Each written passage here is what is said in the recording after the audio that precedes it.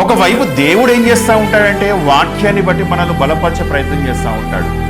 మరొక వైపు దుష్టుడు ఏం చేస్తూ ఉంటాడంటే ఏ వాక్యాన్ని బట్టి మనం బలపడ్డామో ఆ వాక్యానికి వ్యతిరేకమైన జీవితాలను మనల్ని మార్చే ప్రయత్నం చేస్తూ ఉంటాడు.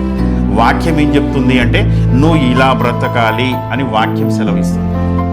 కానీ దుష్టుడు ఏం చేస్తాడంటే దానికి యాంటీగా పనిచేస్తూ ఉంటాడు అనమాట. నువ్వు బ్రతకకుండా ఏం చెయ్యాలో వాడు ఆలోచిస్తూ ఉంటాడు. నువ్వు బ్రతకాలనే ఆలోచన దేవుడు కలిగిస్తున్నాడు, బ్రతకకుండా వాడు ఏం చేస్తున్నాడు అంటే నీకు శరీరానుసారంగా నేను మార్చే ప్రయత్నం చేస్తున్నాడు.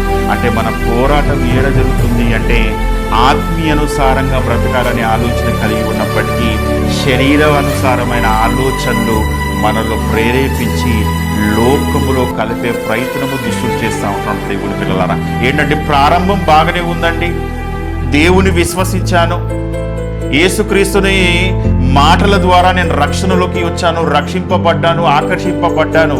కానీ ముగింపుకు వచ్చేసరికి పరిస్థితులు ఎలా మారిపోయాయి అంటే శరీరానుసారమైన ముగింపు కొరకు వచ్చేసరికి దేవుని పిల్లల ఇక ఏంటండి ఆయన రెండవ రాకడలో ఎత్తబడే వారిలో మనం ఉంటామా?